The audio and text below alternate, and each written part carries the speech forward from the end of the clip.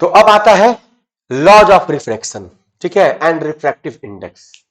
बहुत ही important topic है laws of refraction, ठीक है। तो लॉज ऑफ रिफ्लेक्शन में हम लोग क्या पढ़े हैं कि incident ray, reflected ray and normal lie on the same plane. एक रूल रिफ्लेक्शन में भी था, ठीक है। अब यहां पे हम लोग क्या पढ़ रहे हैं, रिफ्रैक्शन का लॉज। क्या? रिफ्रैक्शन का लॉज। तो रिफ्रैक्शन में भी एक रूल सेम है। इसमें भी क्या होता है कि इंसिडेंट रे, यहां पे गलती लिखा गया है जी, क्या होगा ये, रिफ्रैक्टेड रे। क्या? रिफ्रैक्टेड रे, ठीक है, रिफ्रैक्टेड रे, incident ray, refracted ray and the normal lie on the same plane. ये सब भी क्या होंगे, सेम प्लेन में ही लाई करेंगे। ये है पहला रूल, लॉ, रूल नहीं, लॉज ऑफ रिफ्रैक्शन, ठीक है। तो अब समझना है यहां पे इंसिडेंट कौन होगा और रिफ्रैक्टेड कौन होगा। तो उसके लिए हम लोग चलते हैं अपने प्रीवियस स्लाइड पे। देखिए, इस लाइट को हम लोग बोलते हैं इंसिडेंट। ध्यान दीजिए, इस रे ऑफ लाइट को हम लोग क्या बोलेंगे, इंसिडेंट लाइट। और इसको क्या बोलते हैं हम लोग, नॉर्मल। और ये हुआ रिफ्रैक्टेड लाइट, मतलब जो बेंड करता है, ठीक है। तो incident light, incident ray, refracted ray and normal will lie on the same plane. This is our first rule of refraction, first law of refraction, not rule. Okay, clear? Second most important, यहीं से दिक्कत start होता है बच्चों लोग को समझना। तो इस स्लाइड को, इस कॉन्सेप्ट को ध्यान से समझिएगा, ठीक है, बहुत ही ज्यादा इंपॉर्टेंट है। वो क्या है भाई, तो पहला पहला तो समझ गए, incident ray, refracted ray and normal lie on the same plane. Same rule है, बस रिफ्लेक्टेड की जगह पे क्या कर देना है, रिफ्रैक्टेड कर देना है, ठीक है। समझिए क्या होता है कि the ratio of sine of the angle of incidence and sine of the angle of refraction is constant, is constant. ध्यान से समझिएगा कि जैसे हम लोग अभी समझे थे ना प्रीवियस स्लाइड में, देखिए प्रीवियस स्लाइड में ही चलते हैं। देखिए ये वाला कहानी हम लोग समझ लेते हैं बढ़िया से। देखिए इसमें हम लोग को क्या करना है कि देखिए ये वाला पार्ट क्या है, इंसिडेंट रे, ये क्या है, नॉर्मल, ये है रिफ्रैक्टेड रे, ठीक है। और ये है, चलिए इसके बीच में जो एंगल बनता है उसको हम लोग बोलते हैं एंगल ऑफ इंसिडेंस। और ये वाला जो एंगल बनता है ये क्या होता है, एंगल ऑफ रिफ्रैक्शन, ठीक है। मतलब angle between incident ray and normal will, angle of incidence already reflection में भी पढ़ चुके हैं, and angle between refracted ray and normal is called angle of refraction, है कि नहीं।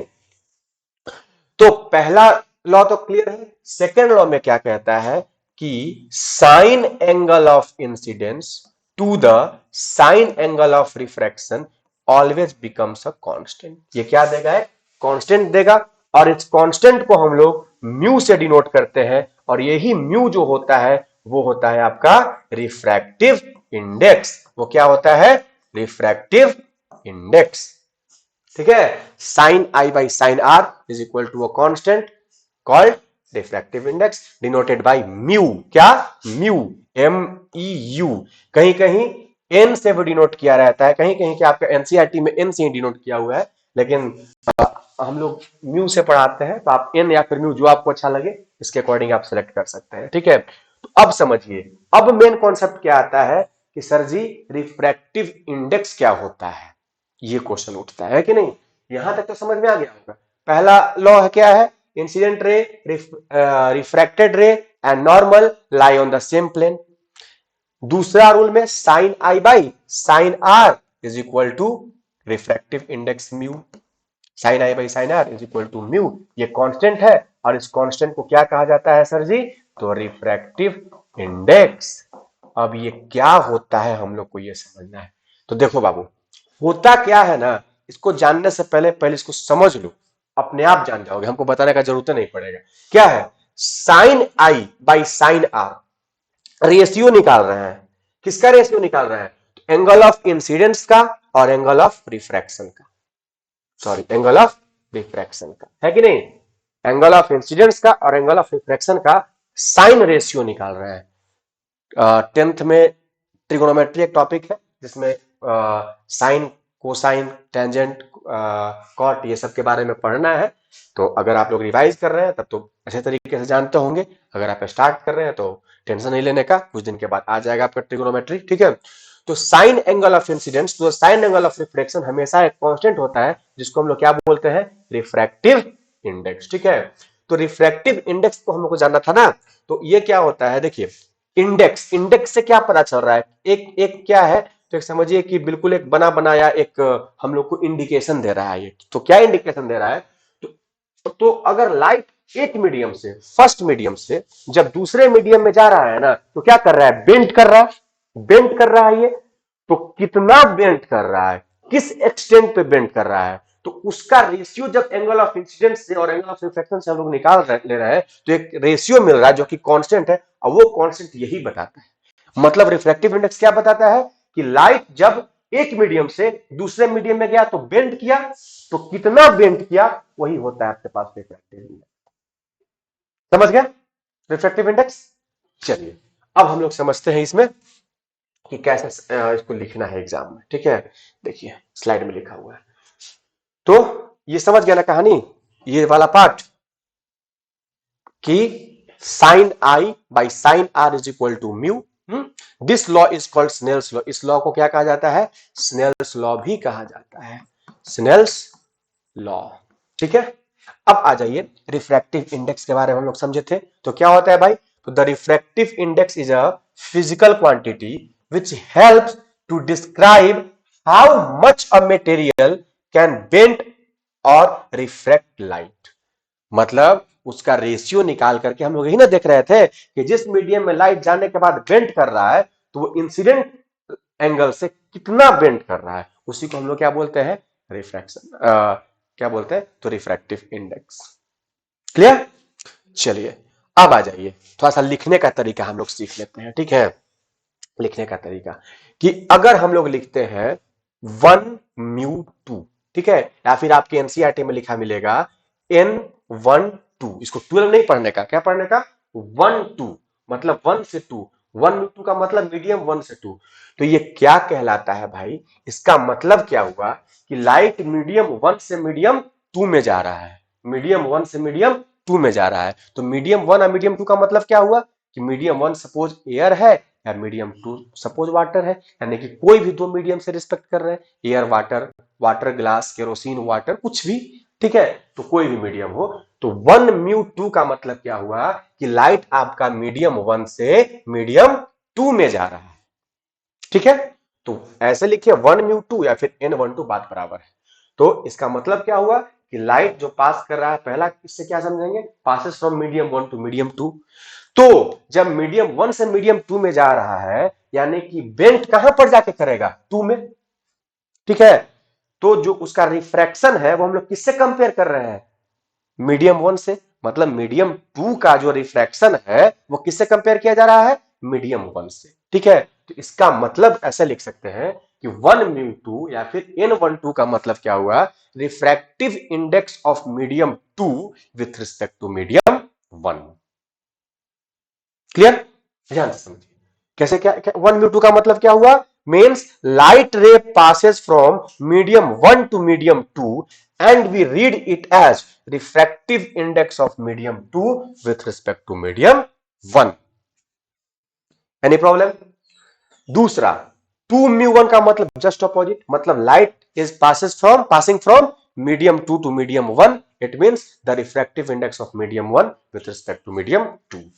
ओके, तो 2μ1 का मतलब क्या होता है कि लाइट पास हो रहा है आपका मीडियम 2 से मीडियम 1 में, और हम लोग उसको पढ़ेंगे कैसे, तो refractive index of medium 2 with respect to medium 1। कोई दिक्कत, एनी डाउट। तो ये हुआ आपका रिफ्रैक्टिव इंडेक्स का प्रॉपर एक्सप्लेनेशन, ठीक है, जनरल जो रिफ्रैक्टिव इंडेक्स हमको समझाता है, ठीक है। अब रिफ्रैक्टिव इंडेक्स को हम लोग समझते हैं किसी और चीज के रिस्पेक्ट में, जैसे कि स्पीड ऑफ लाइट के रिस्पेक्ट में, ठीक है। अब आगे बढ़ते हैं, देखिए नेक्स्ट स्लाइड में है, नहीं उसके उसको समझने के पहले एक चीज और समझ लेते हैं कि absolute types of reflective index, reflective बोल रहे हैं, सॉरी प्रोनाउंसिएशन पे थोड़ा हमको कमांड करना है, टेंशन नहीं लेने का। क्या होता है कि refractive types of refractive index, ठीक है। रिफ्रैक्टिव इंडेक्स क्या होता है भाई? टाइप्स, दो तरह का रिफ्रैक्टिव इंडेक्स होता है, दो तरह का रिफ्रैक्टिव इंडेक्स होता है। कौन कौन सा? पहला absolute refractive index. Absolute refractive index का मतलब क्या हुआ? तो द एब्सोल्यूट रिफ्रैक्टिव इंडेक्स का मतलब ऐसे समझिए, एब्सोल्यूट या फिर जनरलिस्ट रिफ्रैक्टिव इंडेक्स, यानी कि अगर आपका क्वेश्चन में या फिर जहां जहां भी आप पढ़ रहे हो वहां पे अगर लिखा हो एब्सोल्यूट रिफ्रैक्टिव इंडेक्स या फिर सिर्फ रिफ्रैक्टिव इंडेक्स लिखा हो, दोनों का मतलब एक ही होता है। क्या होता है मतलब भाई? या तो एब्सोल्यूट लिख दे या फिर सिंपल रिफ्रैक्टिव इंडेक्स लिख दे। सिंपल मतलब सिंपल नहीं लिखा रहेगा, सिर्फ रिफ्रैक्टिव इंडेक्स लिखा रहेगा, ठीक है। उसका मतलब क्या होता है कि लाइट का जो बेंडेशन है मीडियम 2 में वो किससे कंपेयर किया जा रहा है? तो एयर से। means when light rays passes from air to any other medium, means the refractive index uh, medium 2 with respect to air, refractive index of light in medium 2 with respect to air, then it is called absolute refractive index or refractive index। समझे क्या होता है भाई? तो the absolute refractive index also known as simply as the refractive index is a measure of how much light is bent or refracted when it enters a medium from a vacuum or air। समझे? It is denoted by the symbol n या फिर mu, n या फिर mu, and it is defined as the ratio of the speed of light in vacuum to the speed of light in medium। ठीक है, मतलब mu is equal to c by v होता है। c का मतलब क्या हुआ? तो speed of light in air, speed of light in air और vacuum to the speed of light in medium, speed of light in medium. समझे? यानी कि जब हम लोग लाइट का रिफ्रैक्शन कंपेयर करेंगे मीडियम 2 का, मतलब लाइट जब एक मीडियम से दूसरे मीडियम में जाएगा तो जिसमें फर्स्ट मीडियम क्या होना चाहिए? एयर मीडियम, तो उसको हम लोग बोल देंगे, वैसे रिफ्रैक्टिव इंडेक्स को हम लोग क्या बोल देंगे? Absolute refractive index. और रिलेटिव का मतलब क्या हुआ?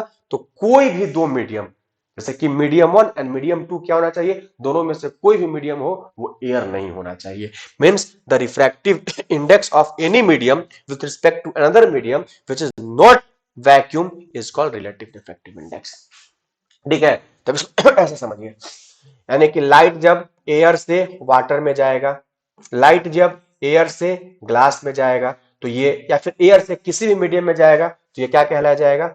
Absolute, absolute refractive index. ठीक है, या फिर सिंपल रिफ्रैक्टिव इंडेक्स भी लिखा रह सकता है। उसके बाद जब लाइट वाटर से कहां चला जाए? ग्लास में चला जाए, ग्लास से केरोसिन में चला जाए, तो इसको हम लोग क्या बोलते हैं? Relative, relative refractive index. समझे कि नहीं समझे? चलिए, अब इसका क्या भाई? तो हम लोग को अब क्या समझना है कि refractive index in terms of velocity of light. ठीक है, तो वेलोसिटी ऑफ लाइट से समझिए। देखिए, कॉज ऑफ रिफ्रैक्शन में हम लोग क्या पढ़े हैं कि refraction causes due to the variation of speed of light in medium 1 with respect to medium 2, है ना। यानी कि लाइट जब एक मीडियम से दूसरे मीडियम में जाता है ना, तो उसका स्पीड चेंज करता है, इसी के कारण क्या होता है? लाइट रिफ्रैक्ट करता है, यानी कि बेंड करता है ना। तो उसी चीज को अगर हम लोग डिफाइन करना चाहें इन टर्म्स ऑफ वेलोसिटी, तो रिफ्रैक्टिव इंडेक्स यानी कि 1 म्यू 2 का मतलब क्या हुआ? तो velocity of light in medium 1, velocity of light in medium 1 to the velocity of light in medium 2। समझे? तो अगर यहां तक समझ गए हैं तो आपका बहुत ही मेजर कॉन्सेप्ट क्लियर हो गया है। ठीक है, इसको अच्छे तरीके से समझना है, लिख लिख के समझना है, तो आपका क्लियर हो जाएगा। रिफ्रैक्टिव इंडेक्स बहुत ही कुछ बच्चों को कंफ्यूजिंग लगता है, तो यही है इसका मतलब। ठीक है, डिटेल अच्छे तरीके से वीडियो पॉज करके इसके बारे में सोचे, फिर से रिपीट करें तो समझ में आ जाएगा। ठीक है, कहीं कहीं प्रोनाउंसिएशन में हमको दिक्कत हो जाता होगा, क्योंकि ऑनलाइन में पढ़ाने का आदत नहीं है, तो इसलिए हमारा आदत है कि कुछ बच्चे सामने रहते हैं, उनसे पूछते रहते हैं कि समझ में आया कि नहीं समझ में आया, इसके कारण थोड़ा लैगिंग होता है। तो धीरे धीरे करके ये समय के साथ ठीक हो जाएगा, तो टेंशन नहीं लेना इसके लिए। तो कहने का मतलब है थीम को समझिए, जो लिखा हुआ है उसको समझिए, वो अच्छे तरीके से आपको समझा दिया गया है। और अब आगे बढ़ते हैं हम लोग, थोड़ा बहुत एक क्वेश्चन कर लेते हैं तो हमारा ये बिल्कुल क्लियर हो जाएगा। ठीक है, अगर हम लोग इसके क्वेश्चन कर लेंगे ना तो ये क्लियर हो जाएगा। तो क्वेश्चन करने के लिए हम लोग को एक चाहिए, क्या यहीं पे कर लेते हैं। ठीक है, देखिए यहीं पे कहीं कर लेते हैं। देखिए क्वेश्चन क्या है कि अगर हम लोग लिखे, अगर ऐसा लिखा हो क्वेश्चन में, क्वेश्चन क्या है, क्वेश्चन में यहाँ पे लिख देते, इसका सॉल्यूशन यहाँ पे कर देंगे। ठीक है, क्वेश्चन लिखा हो कि if refractive index of glass is 1.5, what does this statement mean? What does this statement means? Statement means, ठीक है, इस स्टेटमेंट का क्या मतलब बनता है। यहां से आपका रिफ्रैक्टिव इंडेक्स फुल्ली अच्छे तरीके से क्लियर हो जाएगा। ठीक है, तो क्या कहने का मतलब क्या है कि refractive index of glass is 1.5 कहता है, तो इसका मतलब क्या होता है, ये स्टेटमेंट कहना क्या चाहता है, तो ध्यान से समझिएगा। हम लोग रिफ्रैक्टिव इंडेक्स, सिर्फ रिफ्रैक्टिव इंडेक्स लिखा हुआ है, इसका मतलब क्या होता है एब्सोल्यूट। एब्सोल्यूट का मतलब क्या होता है कि लाइट कहीं ना कहीं एयर से जो गिवन मीडियम है उसमें जा रहा है। तो किसकी बात कर रहा है, ग्लास का। किसकी बात कर रहा है, ग्लास का। मतलब लाइट कहां से कहां जा रहा है, एयर से ग्लास में।